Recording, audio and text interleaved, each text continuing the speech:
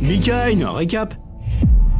Alors ça y est, Frank et sa femme sont maîtres du monde. Ouais, sauf que Frank, il est au plus bas dans les sondages. Ah oui, conserver le pouvoir, c'est pas si simple. Et son entourage ne gêne pas pour lui rappeler son imposture, et Frank, bah ça, ça l'énerve. Je suis le président en place. Vous n'avez pas été élu. Alors qu'est-ce qu'il fait Frankie? Eh ben il décide d'obtenir l'investiture aux primaires de son parti pour la prochaine présidentielle. Il veut la légitimité. Voilà, et il va devoir affronter l'intègre Heather Dunbar qui ne lui fera pas de cadeau. Quelqu'un doit faire disparaître l'odeur répugnante de ce cabinet. Et en même temps, Frank doit gérer plein d'autres problèmes. Et pour commencer, Claire, qui elle aussi veut occuper le devant de la scène. Je suis assise à la place du passager depuis des dizaines d'années. Il est temps pour moi de passer au volant. Elle a de l'ambition, Claire, alors elle demande à Frankie de la nommer ambassadrice à l'ONU contre l'avis du Sénat. Ah bon, et pourquoi faire? Oh bah c'est simple, Claire, elle a décidé de résoudre à elle toute seule le conflit du Proche-Orient. Sauf qu'elle doit affronter un obstacle de taille. Viktor Petrov, le président russe. Il provoque les Underwood tant et si bien que Claire finit par l'humilier publiquement et par créer une crise diplomatique majeure. Au président Petrov et à son petit cornichon.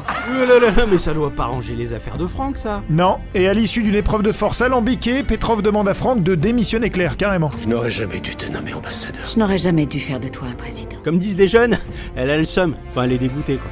Oui, en tout cas, comme Frank sait qu'elle est populaire, il l'implique dans sa campagne pour les primaires, d'autant plus qu'il a un mal fou à faire accepter son programme de plein emploi, Amworks. Je vais gagner et je passerai à la postérité. Si je comprends bien, c'est un peu la saison de Claire. Ah oui, c'est clair.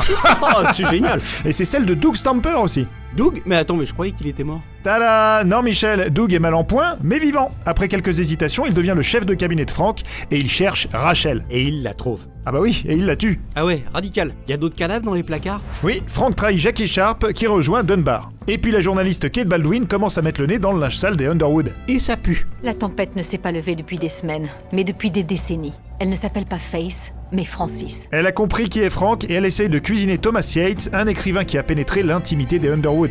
Il a saisi que Claire ne veut plus avaler de couleuvre et qu'elle a d'autres intentions. Vous devriez vous présenter comme présidente. Et donc elle aurait fait quoi? Elle se présente? Ah ça on sait pas encore, mais en tout cas elle quitte Frank. Sans moi, tu n'es rien. On laisse donc Frank Underwood dans une sale posture, lâché par sa femme et sans aucun soutien. Du coup on pleure? Bah non. Non, c'est Frank.